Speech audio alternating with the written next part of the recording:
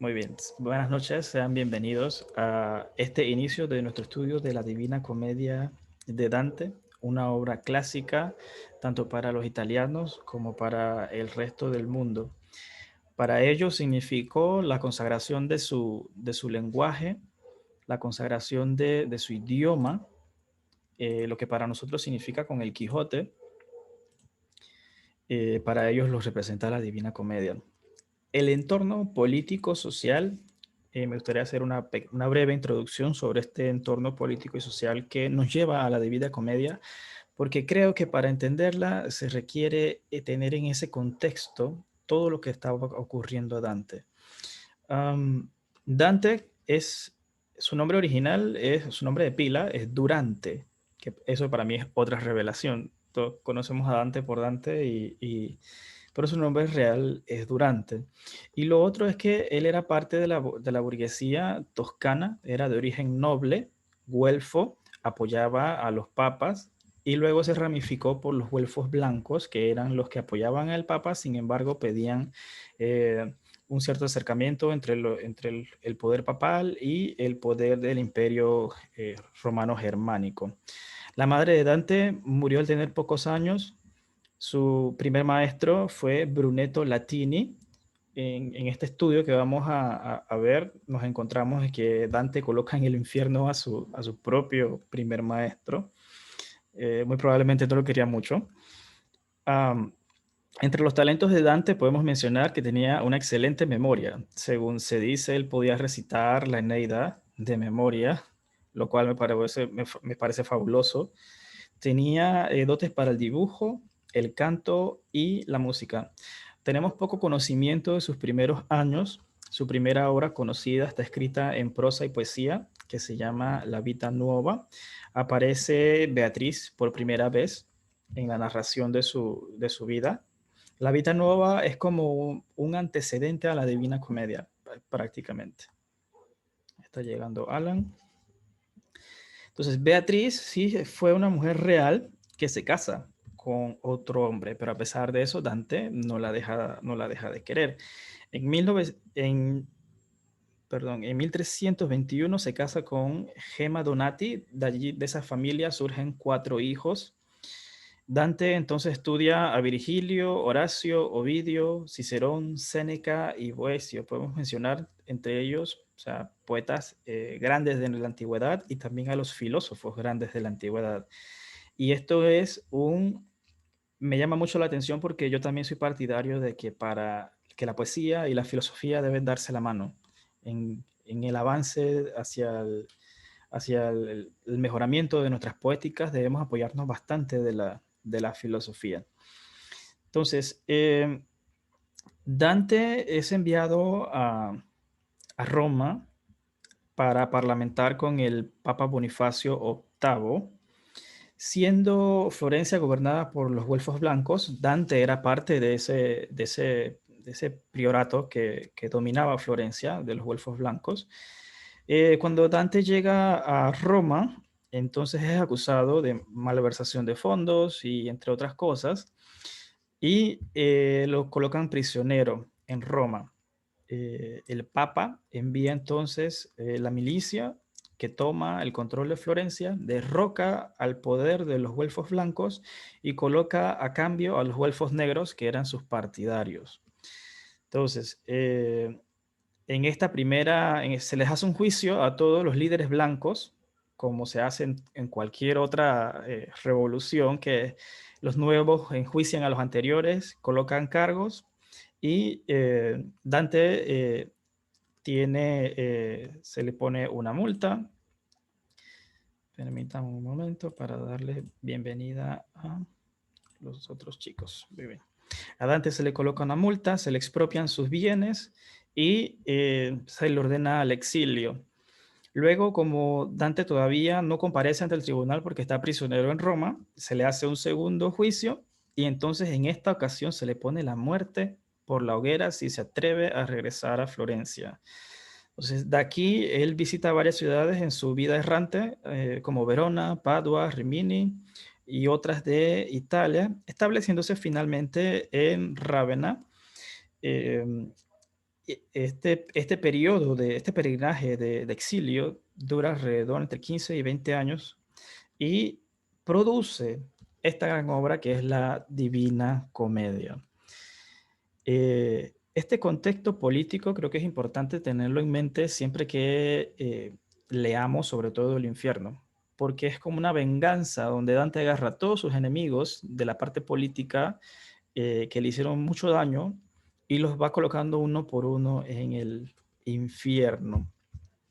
Entonces, me gustaría darles el momento a ustedes para hacer una introducción también de esto que han leído. ¿Cuáles son los detalles más interesantes que ustedes notan de este arranque a la Divina Comedia, sobre todo en el canto primero, esta introducción que se hace de Dante? ¿Qué relación guarda este canto primero con todo este contexto enredado, tanto social, política, económica y emocionalmente, con la vida de Dante? ¿Qué les parece a ustedes? En otras palabras, ¿cómo el poeta logra cambiar toda esta situación de su propia vida a la poesía? ¿Qué hace él? Yo noto para abrir la conversación de que él utiliza el simbolismo, esta sensación de sentirse perdido, de sentirse en una selva oscura, en donde no tiene una guía, no tiene una luz. Definitivamente que eso se parece al exilio como ninguna otra cosa. Entonces, esa maestría del simbolismo de Dante me parece sorprendente a mí. ¿Les gusta a ustedes esta apreciación que hice o tienen algunas otras ideas sobre cómo Dante usa el simbolismo?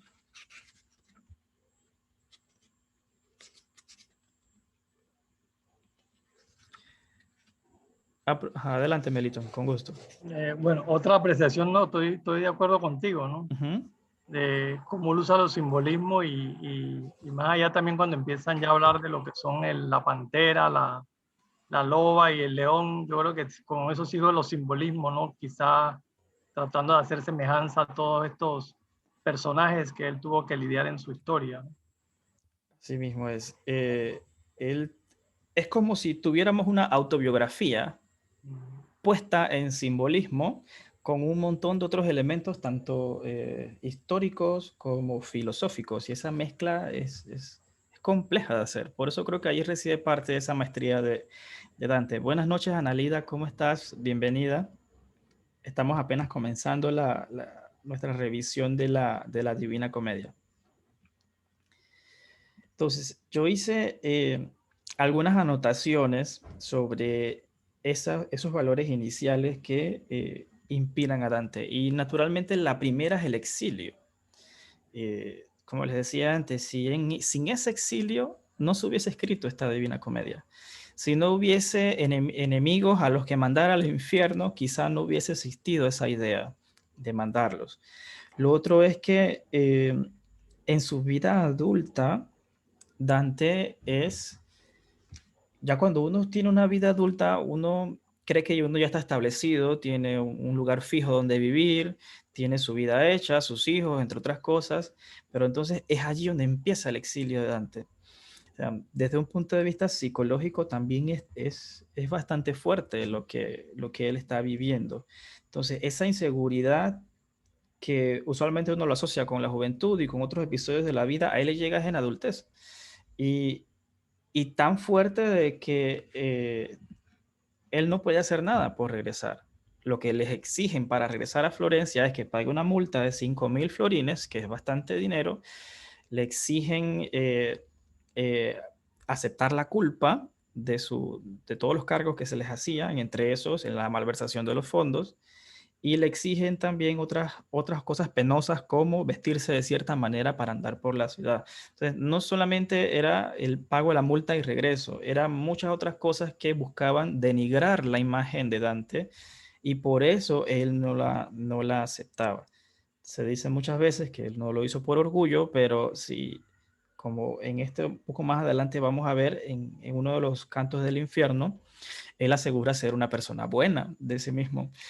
Y ese es otro detalle que me parece a mí muy curioso, porque yo de mí de repente no tenga esa necesidad de exponerme ante otras personas y decir, no, mira que yo soy, yo soy, yo soy. Más bien que las personas vean en lo que uno es. Pero Dante, en toda esta campaña de difamación que él está viviendo, él se siente en esa necesidad de... Eh, ¿Qué les parece la mezcla de utilizar al amor como primer plano de la narración, el amor y la religión, pero con todo el trasfondo político detrás de estos dos valores principales de la obra? Primero, a mí me sorprendió bastante, porque si bien es cierto era de la Edad Media, pensé que iba a ser más como negando la parte de Dios, pero desde que empiezo, por ejemplo, cuando encontramos a las personas que están en el limbo, creo que es que están en la primera parte, que sí, los que están en el limbo, por ejemplo, que él diga que ellos quedaron ahí por no estar bautizados. Entonces, ahí ya le va dando énfasis en sí a la religión como tal.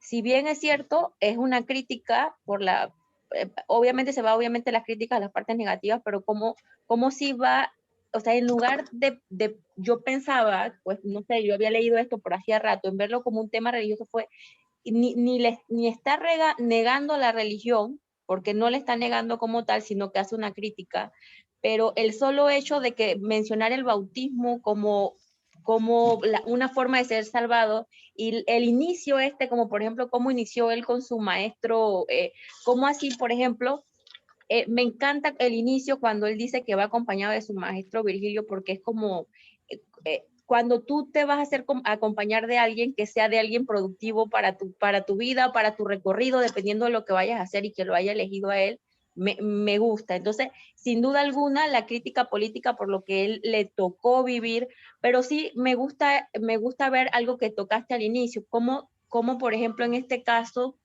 él tenía quizás un infierno de niño al haber quedado desde muy tierna edad sin una madre, y como mencionas también el hecho de que él hizo una crítica de incluso los poetas que se encargaron de él, las personas que se encargaron de él. Entonces hay una crítica de estas personas también. Entonces ya este infierno afloró con la parte política que lo hizo convulsionar a él mismo, pero afloró allí, pero lo hizo despertar de esos infiernitos que tenía desde pequeño. Así mismo es. Quizás sin ese exilio no hubiese tenido necesidad de darle realce a esos otros infiernos que él ha vivido, y me gusta la manera que lo pone. Gracias, gracias Blanca. Entonces, la narrativa de la obra de Dante tiene sabemos que está dividido en tres partes: el infierno, el purgatorio y el paraíso. En esta reunión vamos a tratar el infierno hasta el canto 16. Eso corresponde aproximadamente al anillo número 8 del infierno. Entonces, al inicio de esta narrativa, él dice que se encuentra a la mitad de su vida en una selva oscura. Entonces, aquí empieza el simbolismo. En algunas otras referencias se menciona que la vida política de Dante fue medianamente normal hasta cuando él ingresó al grupo de los seis prioris que gobernaban Florencia. Entonces, él tuvo un poder administrativo bastante grande, y a partir de allí empiezan entonces el resto de sus problemas con la parte política. Entonces, inicia la subida a una cuesta.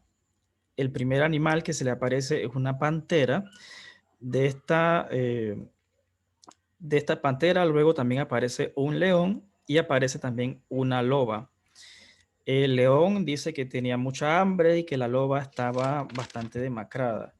Los mejores analistas de sus simbolismos apuntan a que estos tres animales representan tres grupos de pecados: la soberbia, la lujuria y la codicia.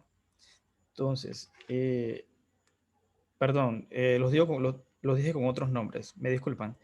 Estos tres grupos de pecados que representan la autoindulgencia, la violencia y la perversidad. Estas tres fieras representan estos tres grupos de pecados. La autoindulgencia tiene que ver con los primeros 5 círculos del infierno. Le sigue la violencia con los círculos 6 y 7, y le sigue la perversidad con los círculos 8 y 9. Muy bien. Dante se siente en un gran desierto.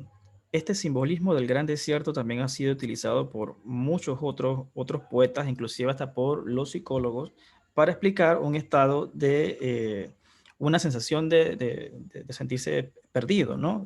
Sin tener rumbo. Eric, buenas noches, bienvenido. Virgilio encuentra... Sí, saludos, ¿cómo estás? Bienvenido. Virgilio le halla y le pregunta, ¿por qué te entregas de nuevo a tu aflicción?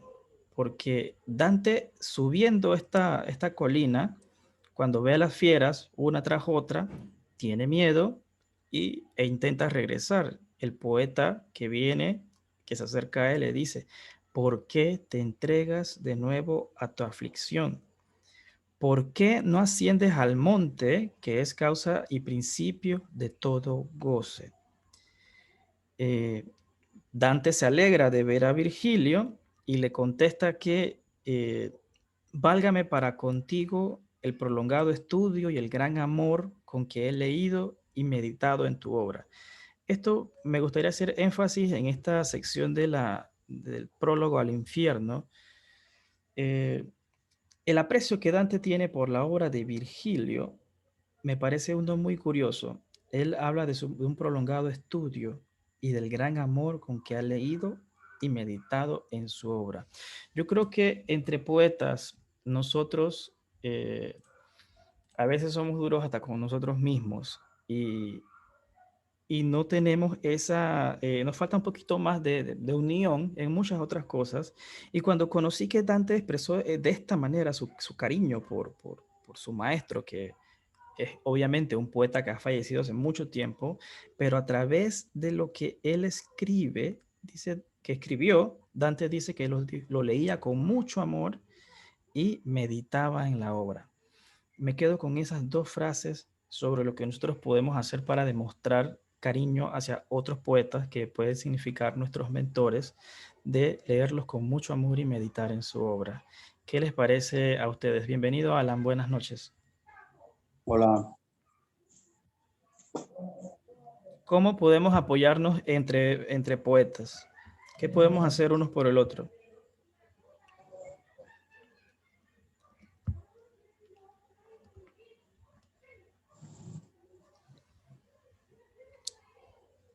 ¿Desea decir algo, Melitón? No, tiene el micrófono apagado, no se escucha. Alan, creo que Alan era el que iba a decir. Ah, sí. Alan, ¿le gustaría opinar? ¿Qué podemos hacer los poetas para apoyarnos unos con otros? Los poetas para apoyarnos unos con otros. ¿Mm? Bueno, hay muchas maneras. Primero hay que tomar en cuenta que habemos poetas, por ejemplo, como el caso mío, yo no estudié letras, ¿no? Digamos que a nivel académico, yo no puedo decir que yo soy poeta académicamente, ¿no?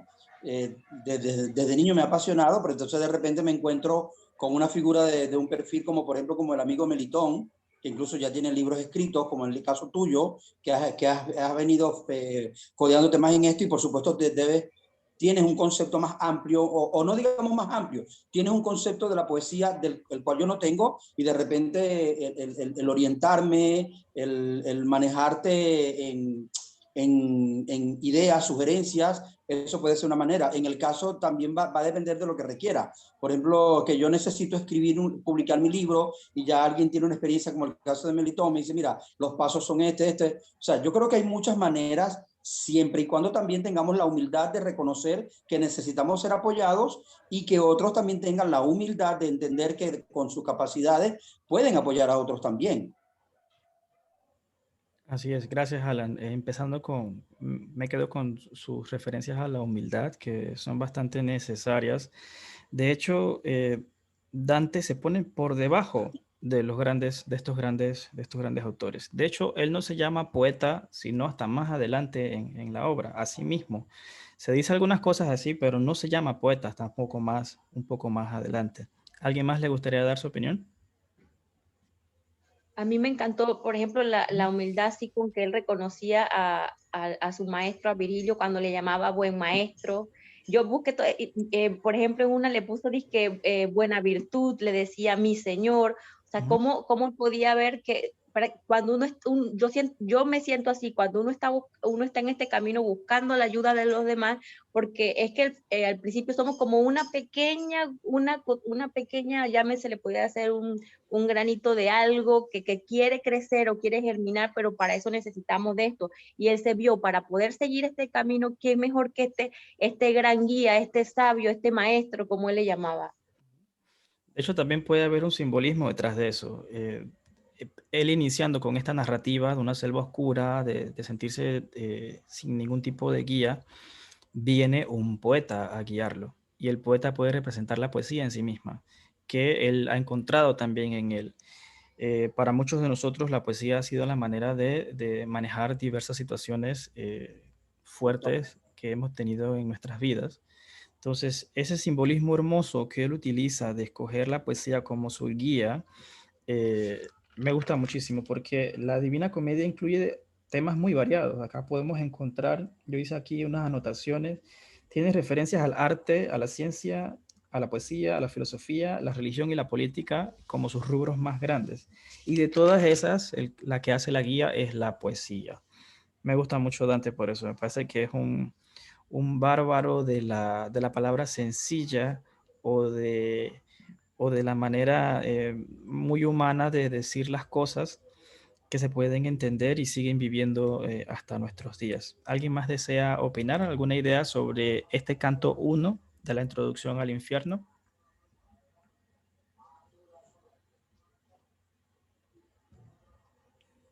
Si no, podemos avanzar entonces al canto número 2. En este canto, Dante invoca a las musas, al alto ingenio y a la mente como recursos de inspiración. Y me llama mucho la atención el paralelismo que tiene esto con las epopeyas. Los clásicos griegos siempre iniciaban con su invocación a las musas. De hecho, la Divina Comedia se puede ver, tiene rasgos de epopeya con esto, una invocación a las musas por inspiración, un viaje a través de diferentes lugares, pruebas y otras cosas, y un conocimiento final. Entonces también se puede entender como una epopeya. En este canto número 2, aparece Beatriz en el cielo pidiéndole a Virgilio la ayuda a Dante, porque Dante se encuentra en este momento donde las fieras los quieren atacar. Y Beatriz le hace ir a donde está Dante y para recordar a Dante, Beatriz dice lo siguiente: yo vengo de algún lugar a donde deseo volver. Amor me impele y es el que me hace hablar. Amor me impele. Qué manera más sencilla y bonita de expresar el amor. Como sabemos, son palabras de Dante, obviamente, ¿no? Pero están puestas en la voz de Beatriz y le dan este sentido de belleza, de que el amor es el que la inspira a buscarle ayuda, ayuda para Dante. ¿Cómo el amor nos puede ayudar a nosotros a hacer actos de bondad, no solamente por alguien que amamos o por los poetas como compañeros de todos nosotros, pero cómo el amor puede ayudarnos a nuestro actuar? ¿De qué manera el amor nos puede guiar a nuestro actuar? ¿Qué piensan ustedes?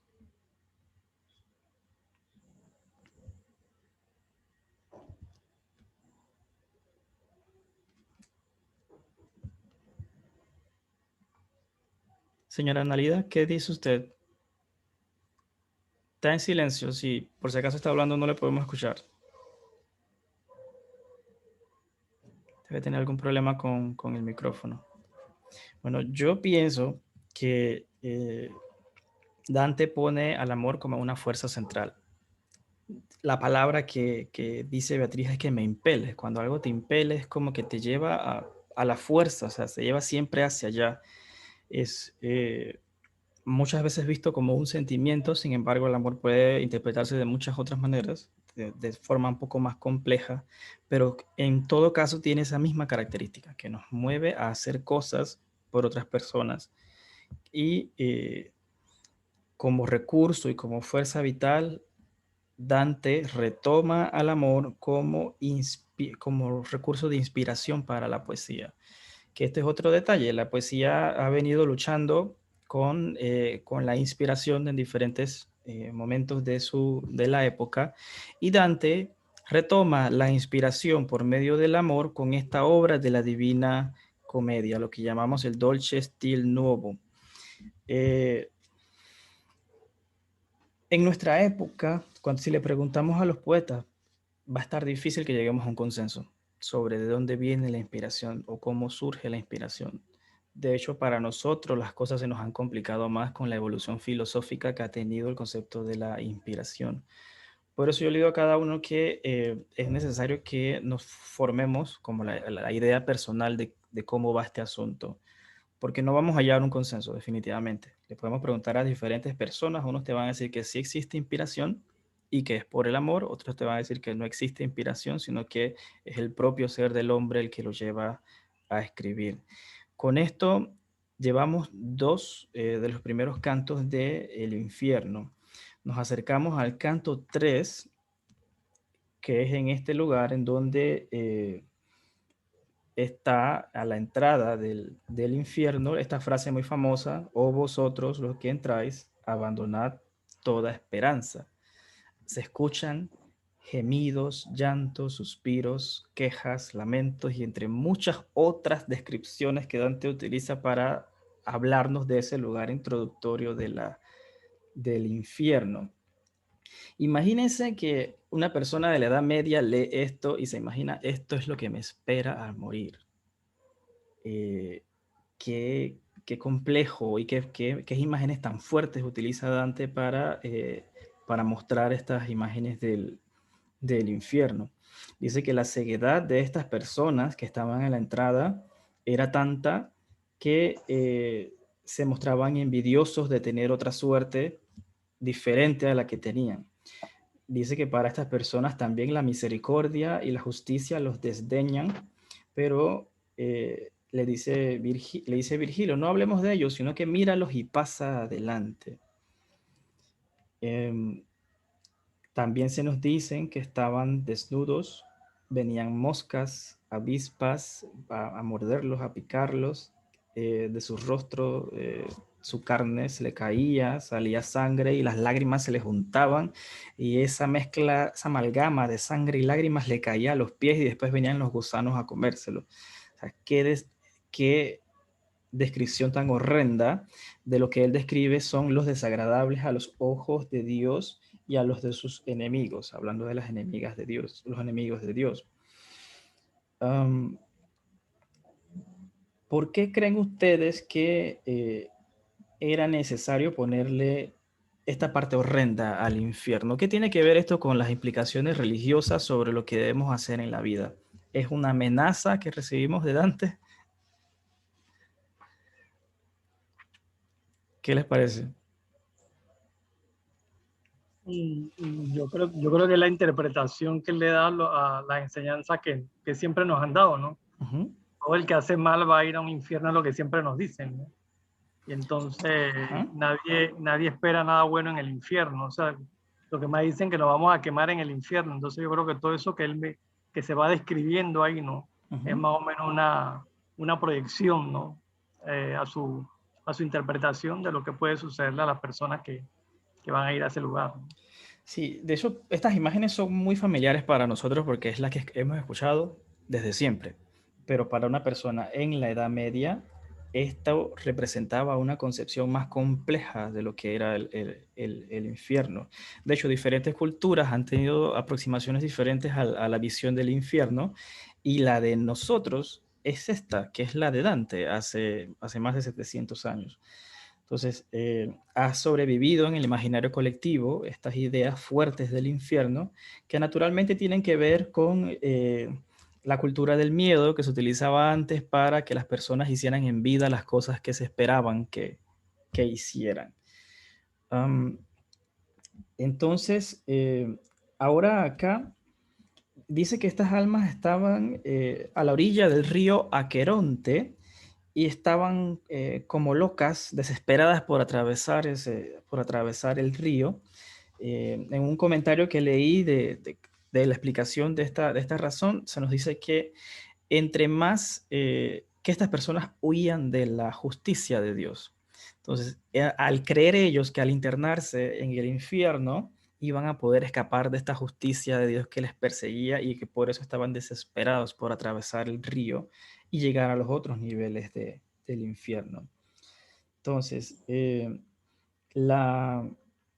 al llegar Carón, que es el que maneja la barca, que maneja, por decirlo de una manera, el que pilotea la barca, se molesta con Dante porque lo reconoce, sin siquiera Dante decirle nada, lo reconoce como un ser vivo.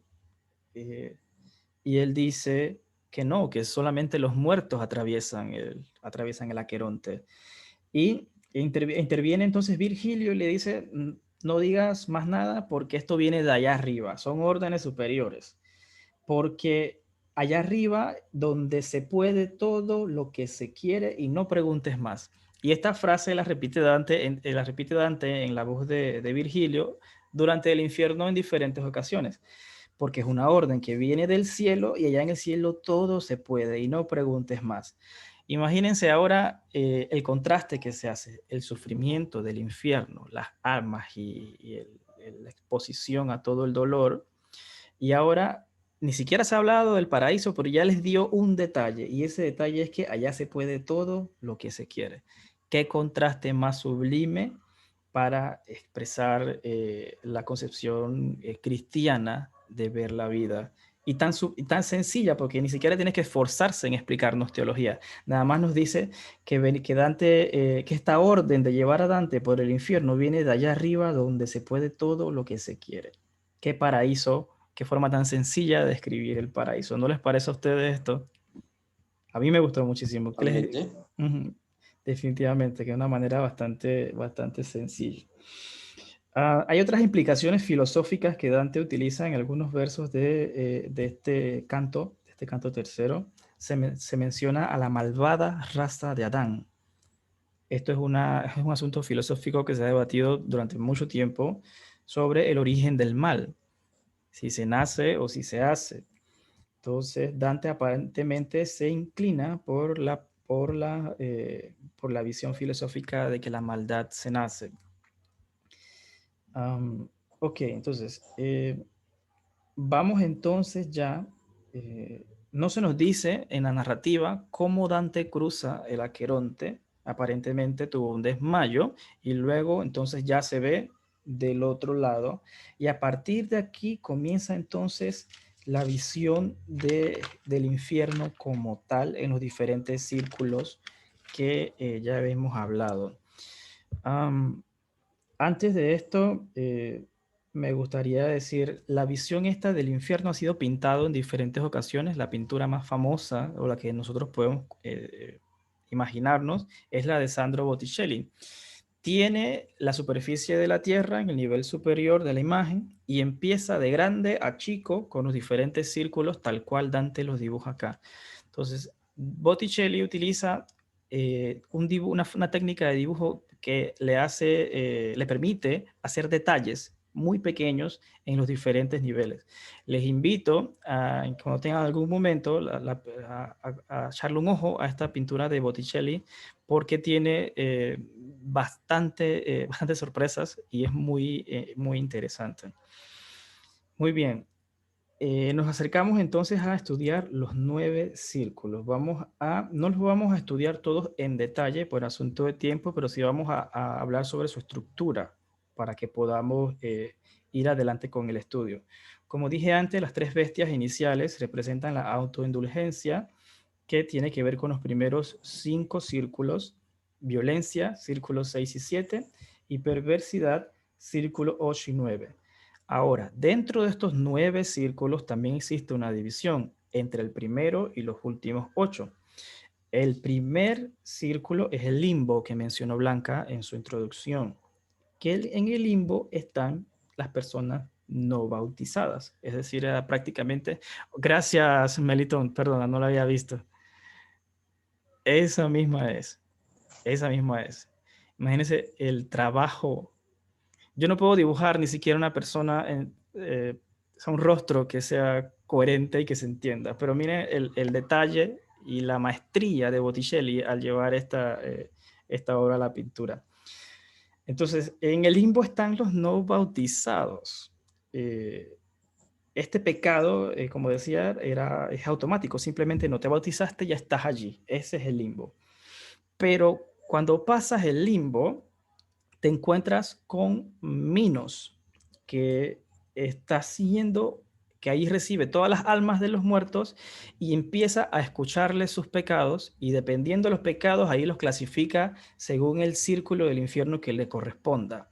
El 2, que corresponde a la lujuria, el 3 a la gula, el 4 a la avaricia, el 5 a la ira y la pereza, 6 a la herejía, 7 a la violencia, 8 al fraude y el nivel 9 a la traición, que es el más fuerte, el pecado más grande según la concepción dantesca de la moralidad.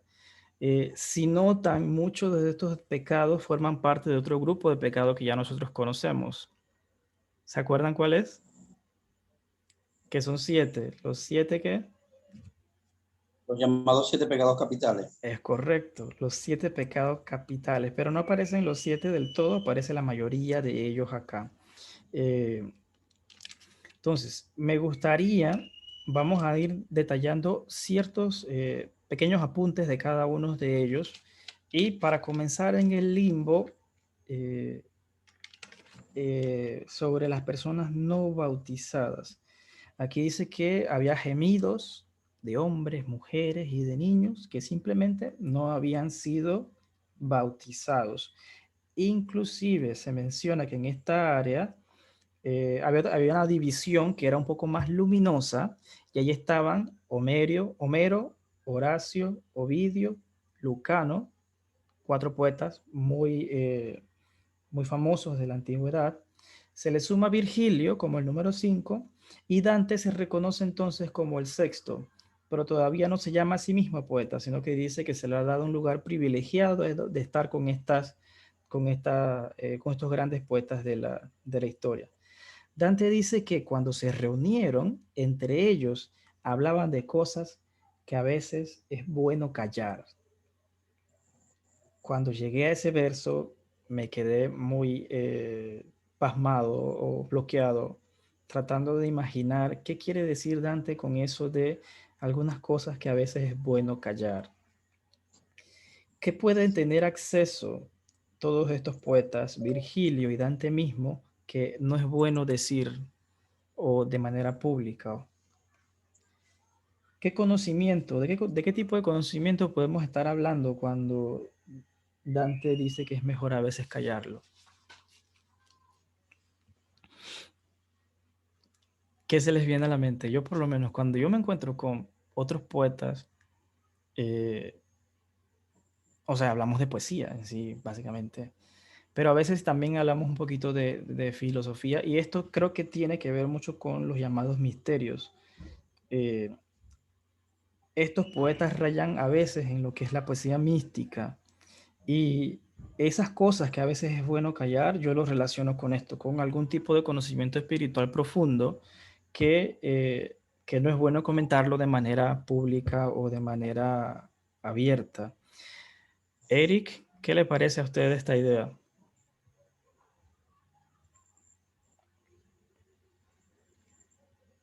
¿Qué cosas cree usted que Dante dice que a veces es mejor callar entre los poetas? No te escuchamos. No sé si tienes algún problema con el micrófono o no te oímos todavía. ¿Ahora me escuchan? Ahora sí te escuchamos, sí. Gracias. Sí. ¿Cómo decías qué quiere decir Dante con...? Sí, en esta área luminosa del primer círculo del infierno, Dante se encuentra con Homero, Horacio, Ovidio y Lucano, grandes poetas de la antigüedad. Y está Virgilio también, se encuentran como muy grandes y buenos amigos. Y dice que mientras caminaban, hablaban de cosas que a veces es bueno callar.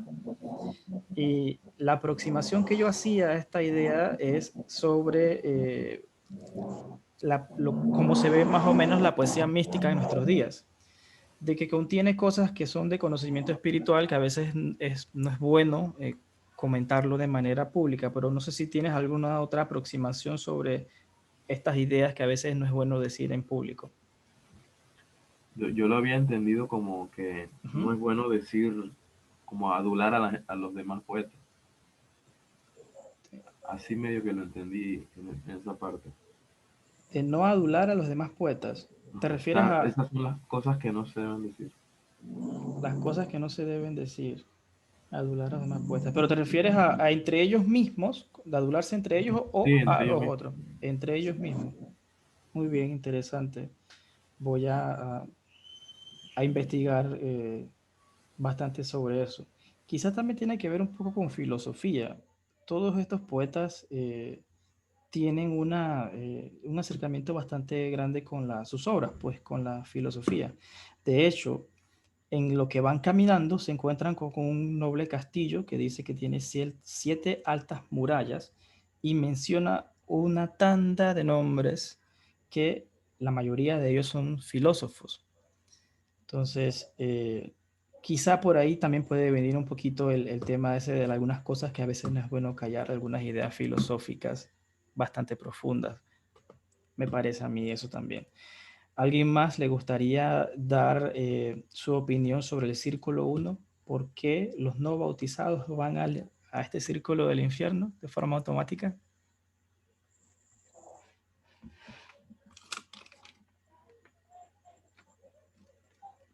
Si no, podemos continuar. Nos acercamos entonces al círculo 2. Dice que este círculo era más angosto, pero causaba más dolor. Como saben, se van achicando desde el grande hacia abajo. Es más angosto, pero causa más dolor. Entonces aquí viene Minos a clasificar las almas dependiendo el pecado que estas personas tenían. Empezamos entonces con la lujuria en el círculo 2. Aquí Dante coloca a personas históricas como Cleopatra, Helena, a Paris, a Tristán, entre otros. Y Dante dice que a esta gente son los deseos los que los ha llevado a este lugar de tormento. Se encuentra también con Paolo y Francesca, que ellos se enamoraron leyendo las historias de Lanzarote, del rey Arturo. Pero me llama la atención esa entrega a los deseos que Dante recrimina. ¿Por qué nuestras pasiones y nuestros deseos pueden llevarnos a lugares a lugares de sufrimiento? ¿Son siempre nuestros deseos apropiados para lo que nos conviene o a veces ni nosotros sabemos lo que queremos? ¿Qué piensan ustedes?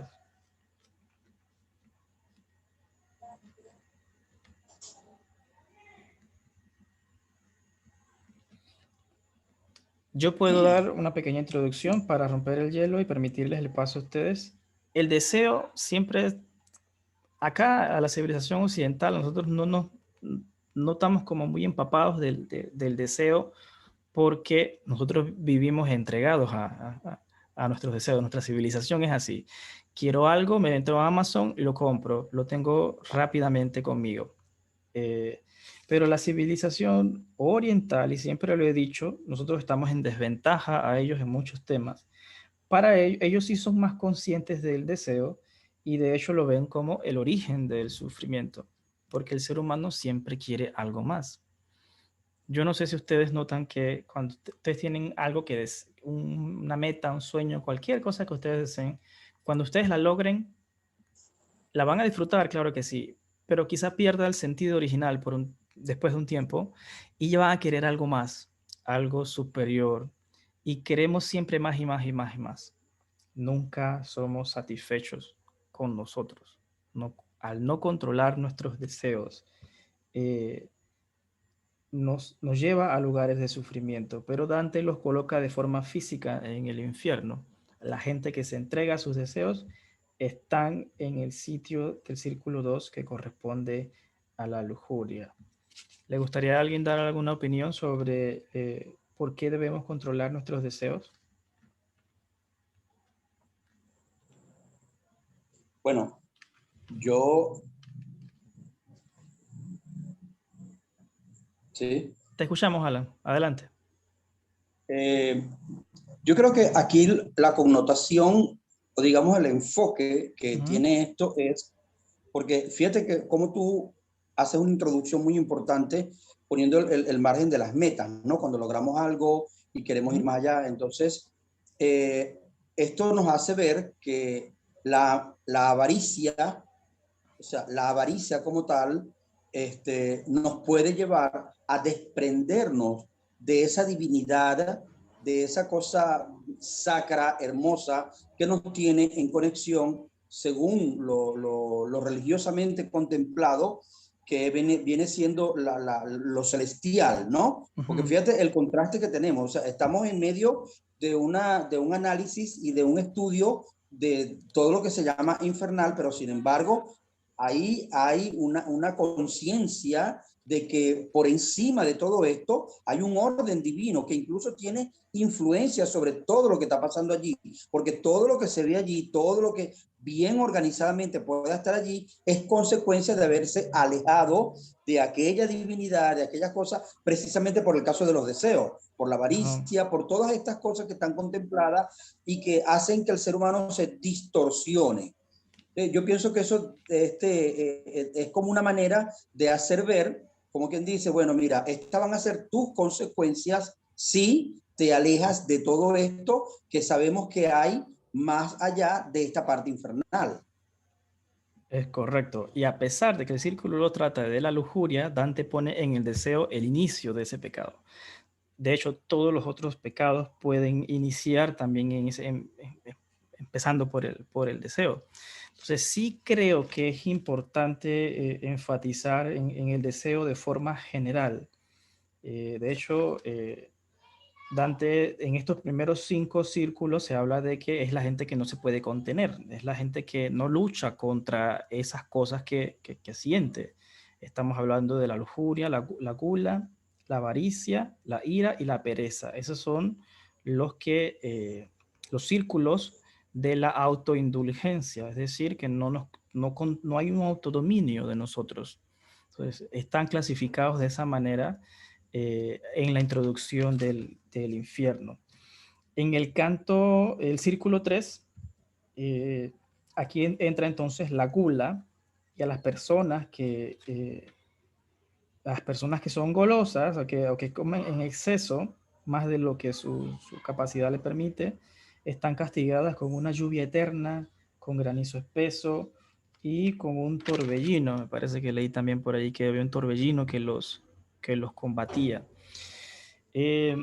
Pasando hacia la avaricia, que creo que es un poquito más interesante este pecado, está en el círculo 4. Las personas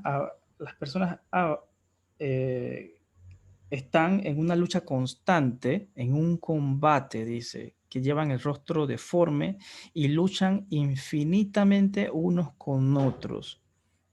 Entonces, y llevaban la cabeza rapada, los que son, aquí Dante empieza a introducir a la iglesia. Él dice que los clérigos, papas y cardenales no tenían pelo, tenían la cabeza rapada, que fueron dominados por la avaricia, formaban parte también de este eterno combate entre todas las personas que estaban en el círculo 4. Como decía antes, parece un atrevimiento colocar a personas de diferentes rangos eclesiásticos dentro de diferentes niveles del infierno, pero estamos hablando de que el Papa fue el causante del exilio de Dante, porque es el que derroca el poder de los güelfos blancos en Florencia, pone en cambio a los que eran sus partidarios, a los güelfos negros, y entonces son los güelfos negros los que hacen el juicio a Dante, a los otros 6 priores, y los expulsan a todos de Florencia. Entonces es como una venganza lo que Dante está haciendo. De una manera bastante yo diría, hermosa, por llamarlo de alguna forma, el estilo que tiene Dante para decir, tú me acusas a mí de haberme quedado con dineros públicos, pero mira tú que también tienes de esto por lo cual yo te pongo en el infierno. Entonces es una manera galante de Dante de hablar sobre sus enemigos y me parece que no lo hace, perdón, que lo hace en un momento en donde recuerden que estamos hablando de la época medieval.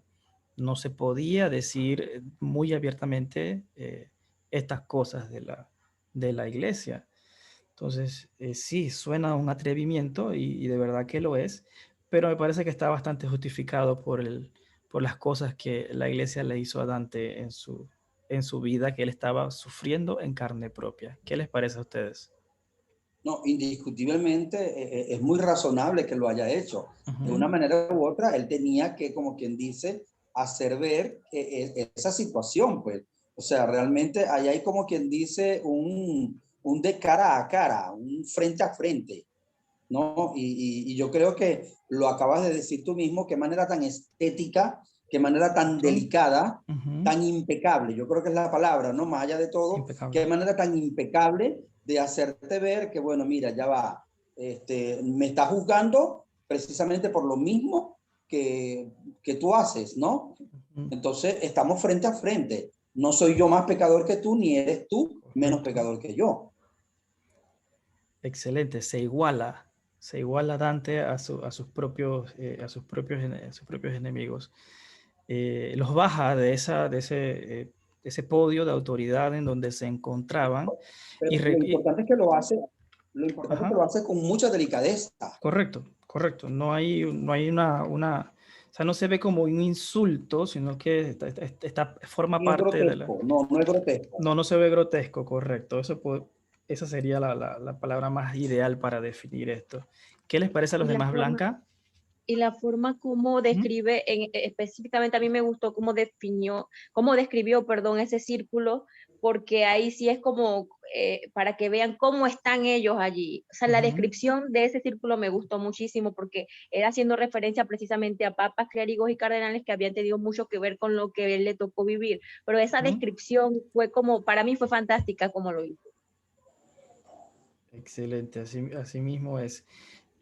¿Alguien más le gusta? Melitón, adelante, con gusto. No, solo para agregar, aparte de que los clérigos llamados a ser lo que eran un ejemplo, como también cayeron en actos corruptos y a través de todo lo que sabemos de la historia y sobre todo en esa época lo que hicieron no solo a Dante, a muchos otros más.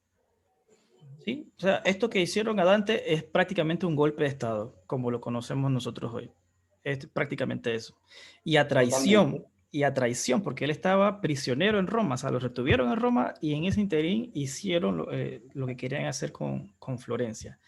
Entonces, acostumbramos a asociar a la iglesia con elementos puramente espirituales, pero la historia tiene muchos otros elementos más terrenales, que podemos llamarle, que tienen mucho que ver con la iglesia, sobre todo en Italia, porque estaba esta lucha de los poderes y es prácticamente lo que nosotros estamos viviendo hoy. En ese tiempo se peleaban los dos poderes, el papado y por otro lado el imperio sacro romano-germánico. El emperador y el papa se peleaban qué tierras podían establecer feudos y cada una de estas ciudades se inclinaba por uno o por otro y recibían de ellos protección, porque existía la amenaza de que si tú apoyabas al papa, podían venir los gibelinos, que eran los que apoyaban al imperio sacro, atacaban tu ciudad y te conquistaban. Entonces estaba esa lucha de poderes que es una copia, como yo lo llamé en el último podcast que hice, es una copia de nuestra vida actual. Actualmente en nuestro mundo, ¿cómo le podemos hacer una radiografía? Es una lucha de dos poderes. ¿Cuáles son esos poderes? Le llaman la izquierda y le llaman la derecha. Países implementan políticas de derecha y dicen esto es lo que funciona para que los seres humanos vivan y sean felices. Pero vienen los de izquierda, implementan todas sus medidas de izquierda y dicen no, la izquierda es la que puede hacer feliz a la gente. Y tenemos esta lucha más ejemplificada entre Estados Unidos y China, solo por dar un ejemplo, de que están en esta batalla, en esta guerra fría constante para hacer ver al mundo de que mi sistema funciona y el tuyo no. Esto es lo mismo. La historia de nuestro mundo, más allá de definirlo entre luchas de clases, es entre lucha de dominados. Un opresor y uno que oprime. Así es como más o menos lo puedo percibir yo. Y cada vez que tú agarras un pedazo de la historia, lo seccionas y lo analizas, te das cuenta de nuevo. Gente peleándose por el poder. Independientemente de que sean instituciones, que sean ciudadanos, que sean emperadores, es lo mismo. Luchan por el control de las personas a su alrededor. Y a abarcar este tema en la Divina Comedia de Dante, para mí ha sido uno de los elementos más interesantes de esta obra. No solo su belleza del amor, su belleza literaria, su belleza del idioma, o su simetría, o su simbolismo, del cual no hemos hablado mucho, sino esta relación de fuerzas que él lleva a la escritura. No nos dicen que había güelfos peleando. Él no nos habla de los güelfos, no nos dice de los gibelinos, no nos dice nada de la lucha del Papa, pero al que desea entender la obra, obviamente tiene que pasar por este proceso de conocimiento de su entorno para poder entenderlo. Y Dante ha perpetuado estas ideas de lucha en su obra y que están contrastadas con las ideas de amor y las ideas de religión. Que eso yo diría que a mí me costaría muchísimo hacer un poema donde yo pueda hablarles de religión y de arte, de ciencia y mezclarlo todo con un trasfondo político y social. Esto, en mi juicio, constituye una obra maestra. ¿Y qué les parece a ustedes? Esa es la forma como como yo concibo esta obra. ¿Cómo la ven ustedes? No, bueno, obviamente es una obra majestuosa. Uh-huh. Hay pequeños versos que yo he ido anotando que, que, que me parecen desgarrados de la filosofía de una manera hermosa y tiene mucho que ver con la vida de la gente. Recordemos que esto en las manos de una persona del tiempo medieval, esto empoderaba bastante a las personas. Por un lado tiene que ver con el sufrimiento, las ideas morales, y por el otro lado tiene mucho que ver con la misma vida de la gente, quién los controla, qué hacen ellos con su vida, el valor del trabajo, entre otras cosas. Nos quedan algunos otros círculos que estudiar. Vamos por el número 4, que es la avaricia. Nos queda el 5, que engloba a los que se entregan a la ira y a la pereza. El 6, que contiene a los que se entregan a la herejía. 7, violencia. Y 8, el fraude. ¿Alguno de ustedes les gustaría hacer alguna referencia de manera aleatoria de alguno de estos niveles?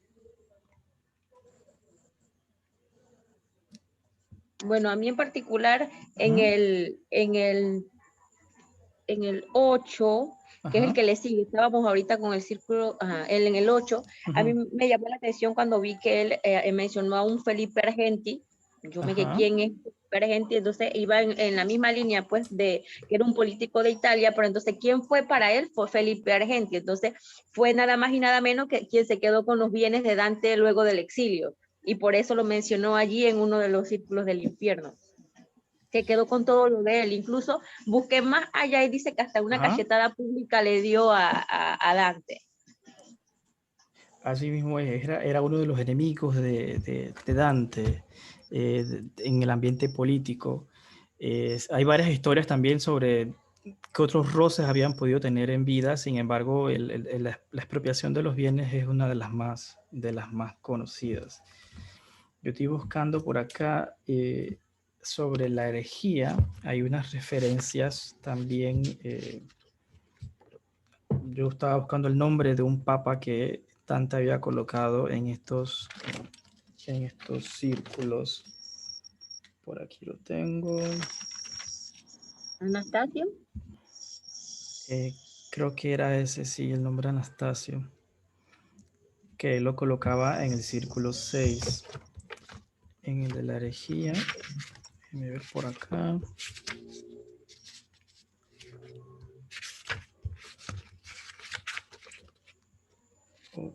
Sí, el Papa Anastasio II, que fue Papa del año 496 al 498. Y Dante lo acusa de que se dejó influir por herejía. Entonces, nuevamente Dante entonces coloca a otra alta figura de la iglesia en otro círculo del infierno. Nosotros hoy vamos a llegar hasta el círculo 8, donde tenemos el fraude. Estamos en el canto 16, que es hasta donde llegábamos hoy. Para la próxima semana estudiaremos entonces la otra mitad de esta sección del infierno. Entonces, de manera muy generalizada, en todos estos círculos, los pecadores son castigados con los contrarios de sus pecados. Entonces, es una forma de ver es una forma de aceptar la moral, por así decirlo, entendiendo que en la vida que viene vas a tener todo lo opuesto a lo que hiciste aquí en la tierra. Y me imagino siempre que Dante obviamente pensaba que esta obra era para su tiempo, ¿no? Quizá no se imaginaba que 700 años después íbamos a estar nosotros leyéndola, pero esto en manos de una persona del medievo, por un lado representa, vemos que Dante logra hacer bien sus diferencias entre el control de la iglesia misma y sus ideas morales. Porque a pesar de que envía papas a diferentes círculos del infierno, por otro lado, él está dejando claro sus ideas morales al estar en contra de estos pecados e inclusive hasta de las personas no bautizadas. El bautizo es un rito de la propia iglesia. Entonces él hace una separación. Él dice, lo que yo creo es así, independientemente que los líderes que yo tengo o que hay algunos en la historia no vayan de acuerdo con ese significado espiritual que tienen las cosas. Entonces, el infierno para mí, la gran enseñanza que tiene es la forma como Dante plasma sus ideas espirituales.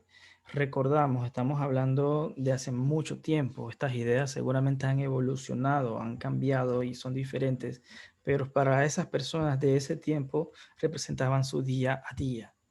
Las personas se interesaban mucho por estas ideas del infierno.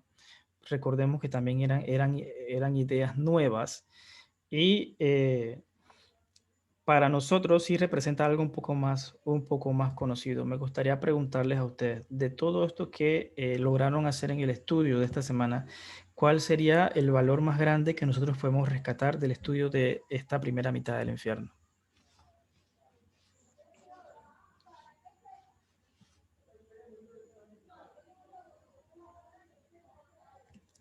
Está hablando Melitón porque no le escuchamos. Bueno.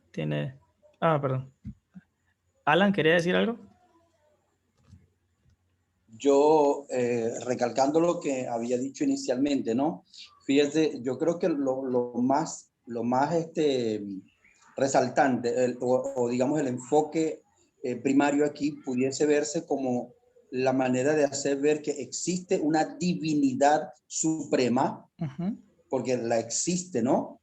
Y está, que tiene control sobre todo, que desde arriba viene, y lo vemos cuando el mismo Virgilio hace entender que él viene acompañando a Dante, y cuando venía en la barca, que no recuerdo ahorita exactamente, que le dice, ¿cómo estás tú aquí si tú estás vivo? Entonces, ella va, él viene de allá. O sea, es como querer decir, aún aquí, aún en esta situación, aquí hay aquí sobre todo esto hay un poder divino, hay un poder, y todo esto que pasa aquí es precisamente porque ese mismo poder divino en algún momento se desvincularon, qué sé yo, y aquí están las consecuencias.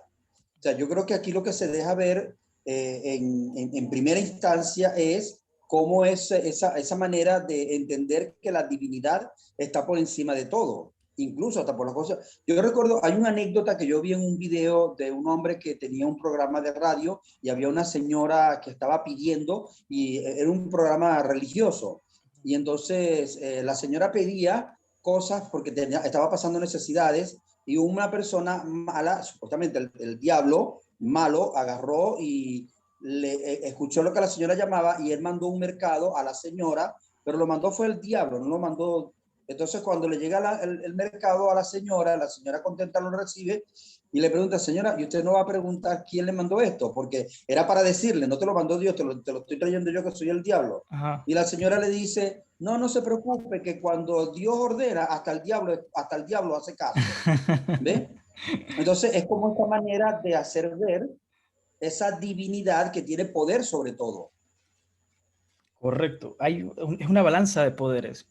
Y a pesar de que el tema es el infierno, yo creo que lo que se enfatiza es el cielo mismo, por esa frase que repite Virgilio, que cuando los demonios en el infierno se oponen a que Dante avance, que Virgilio le dice, cállate porque allá arriba, eso viene de allá, eso viene de allá arriba, y eso, allá se puede todo lo que se quiere. Y no preguntes más. Y siempre dice eso, no preguntes más. Ya Roma locuta causa finita. Allí acaba el asunto.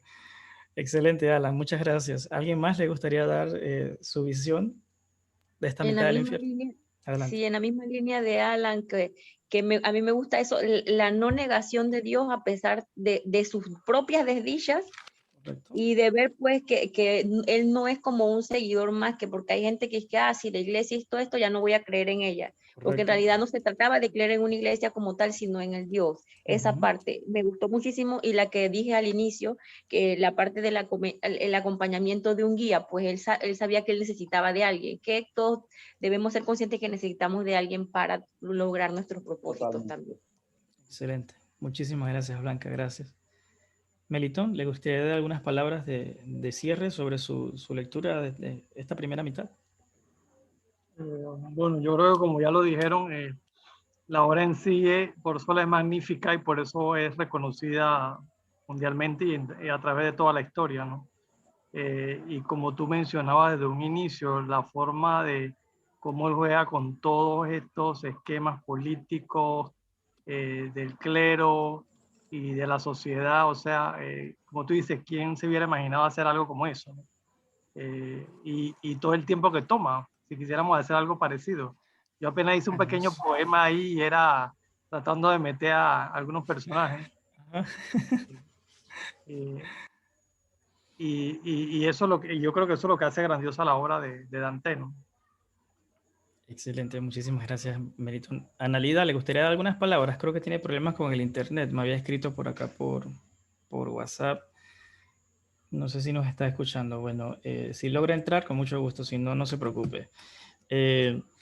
Sí, es una obra maestra llamada, reconocida mundialmente por todos. Yo diría que para los poetas, elementos que podemos rescatar por lo menos hasta aquí es donde vamos, hasta la mitad de esto, es que la poesía se puede utilizar para decir todo lo que concierne al hombre, e inclusive hasta cosas que no conciernen al hombre. Se utiliza como una voz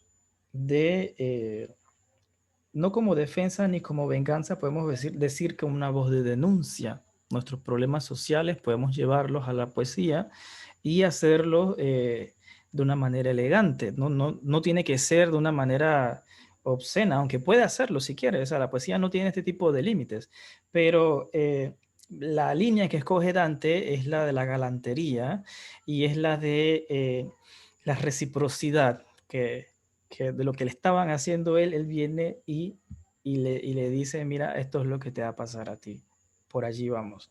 Lo otro es que reconocer a los otros poetas, el trabajo que ellos hacen, es algo que yo rescato también de esta lectura. Homero, Horacio, Ovidio, Lucano, Virgilio y Dante se encuentran como muy buenos amigos, conversan, charlan. Dante hace referencia al amor y a la meditación con la cual él estudia la obra de de Virgilio, y lo cual yo rescato por lo menos esos detalles de que esa camaradería entre los poetas, estamos hablando de poetas de diferentes tiempos, de diferentes obras, son simplemente nombres, pero Dante refleja una camaradería en ellos como partícipes de un único y propio misterio que es la poesía. Entonces, ese misterio de la poesía quizá debería generar un cambio también en nosotros, en nuestros corazones, que nos haga tratar con humildad al otro, como decía Alan, respetarnos unos con otros, apoyarnos en este trabajo que hacemos todos, que es un trabajo hacia la sociedad, y a pesar de que es un trabajo interior, también es un trabajo hacia la sociedad.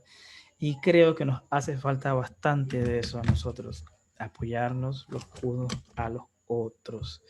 Porque si los poetas no se ayudan unos con otros, como le decía a Blanca esta tarde en una conversación, yo le decía, mira, si instituciones no nos apoyan, si diferentes sectores de la sociedad no nos apoyan, ¿por qué el poeta debe combatirse con alguien de sí mismo, de otro poeta? No hay necesidad. Y si esto ha venido siendo por mucho tiempo así, yo creo que si nadie hace nada, las cosas van a seguir como están, ¿no? Pero si alguien lo intenta, quizás sí cambien. Sí, es mi mensaje que entre poetas nos apoyemos. Conformamos una sola sociedad poética a nivel mundial, como decía Octavio Paz, y esa sociedad poética tiene una misión en el mundo que cumplir. Quizás es una visión, algunos dirán muy utópica. Yo usualmente no trato de ponerle límites a las ideas o a los sueños que puedo tener. Y yo apoyaré desde Panamá Poético con todo lo que se pueda hacer para apoyar a los poetas de diferentes formas, de diferentes maneras. Pueden acercarse con mucho gusto y ahí estaremos para apoyarles. La próxima semana haremos el cierre del infierno. Si sobre esta semana les surgen algunas otras ideas de esta primera parte que ya hemos estudiado, con mucho gusto anótenla y las traen para el próximo miércoles. Recuerden que utilizamos el... ¿Sí? Un comentario sobre lo que estabas hablando del apoyo de los Claro. poetas. Adelante. Y ahí vamos cuando Dante hablaba de las cosas que debemos callar.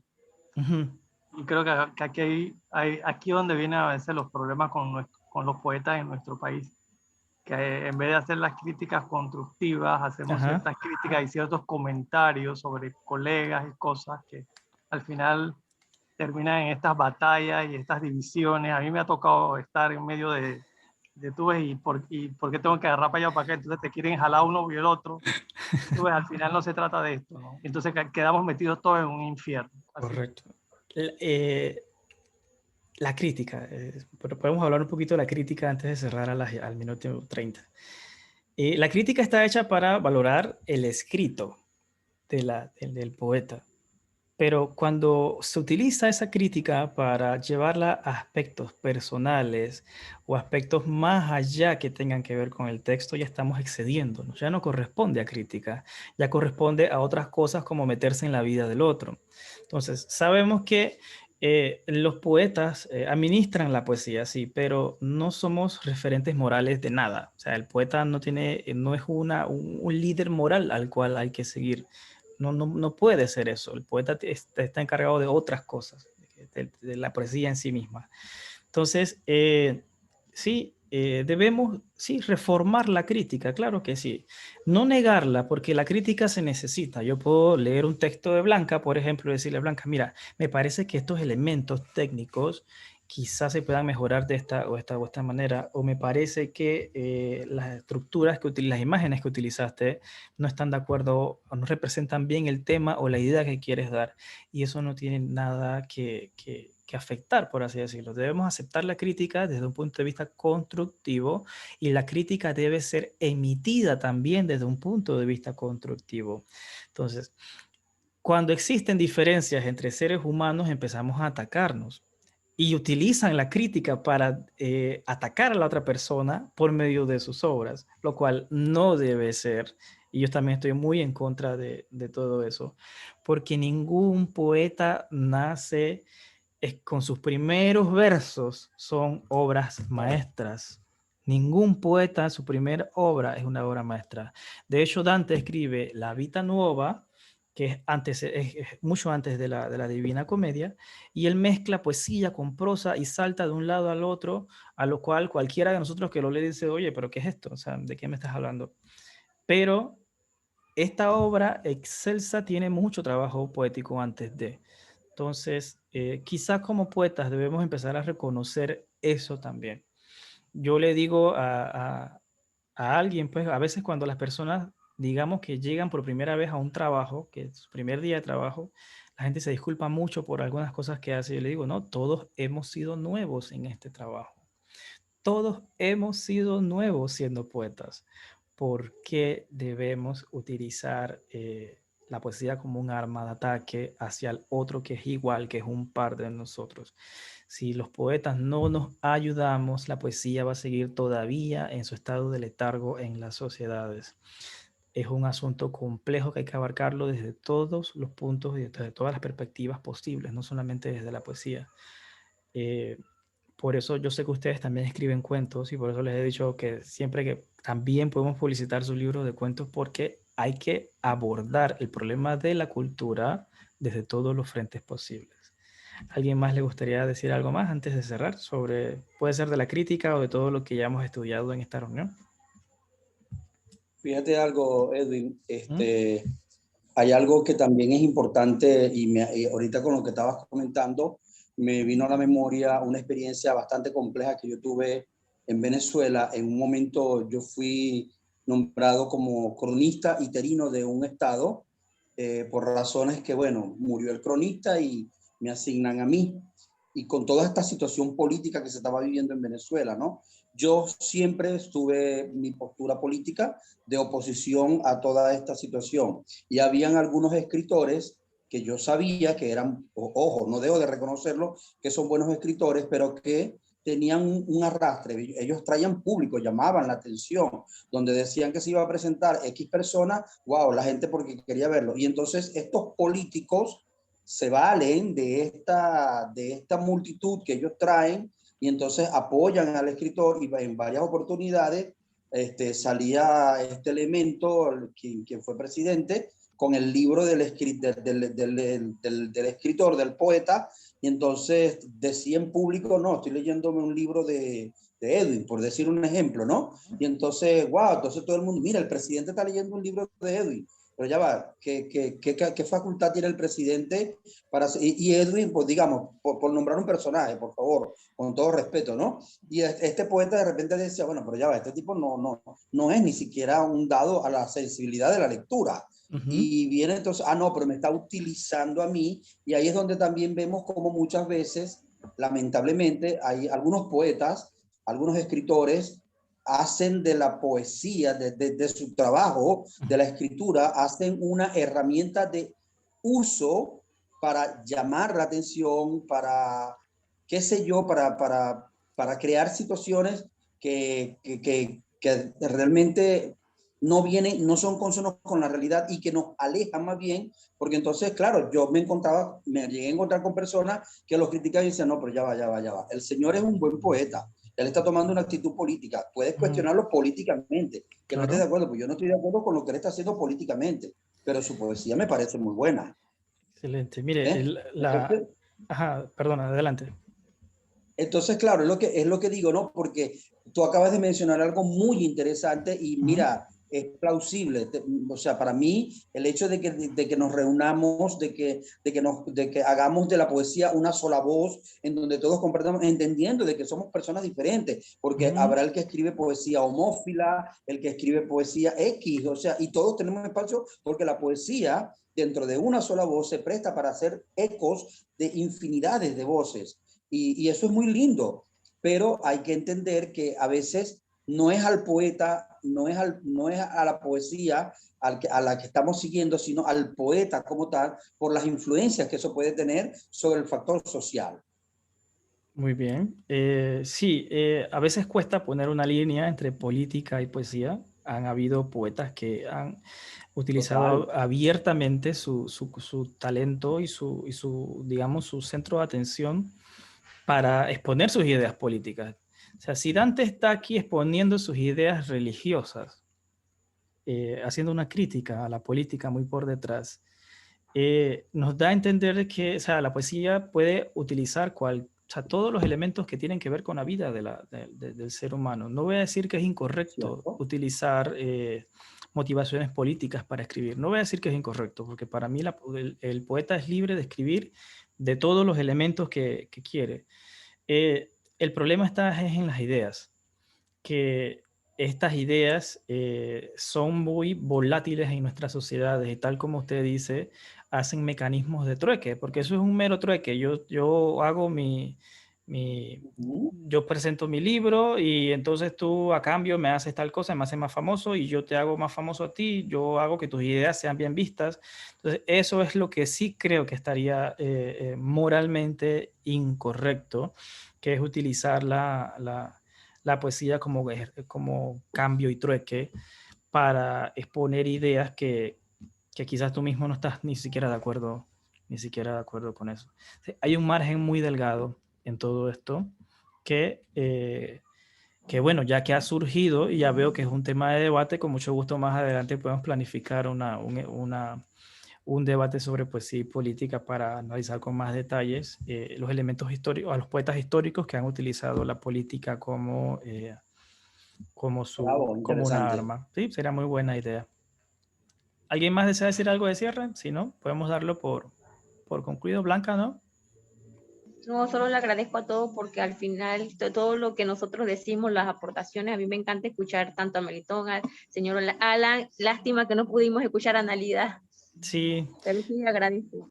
Muchísimas gracias, chicos, por estar acá. Gracias a ti por el espacio y el tiempo que te tomas en esto. No, con mucho gusto. Me gustaría poder hacer más, honestamente, pero vamos poco a poco. Yo creo que la importancia es que nos integremos. Yo siempre he creído de que cuando uno está solo, uno solo no tiene muchas expectativas de crear grandes cosas en el mundo, pero las uniones nos permiten hacer cosas mucho más grandes que nosotros mismos, elementos que trasciendan nuestra propia vida y la vida de las demás personas. Estudiemos entonces El final del infierno para el próximo miércoles. Si tienen preguntas, con gusto pueden mandarlas al chat. Si tienen ideas o si desean hacer algún tipo de investigación sobre algún elemento y desean unos minutos para exponerlo, también con mucho gusto me avisan y les ofrecemos el tiempo. Así que de mi parte sería todo. Pasen muy bonita noche y disfruten su semana. Hasta luego a todos. Gracias igual a todos. Con mucho Gracias. gusto. Adiós, Alan. Adiós, Blanca, Hasta Melitón. luego. Chao. Chao.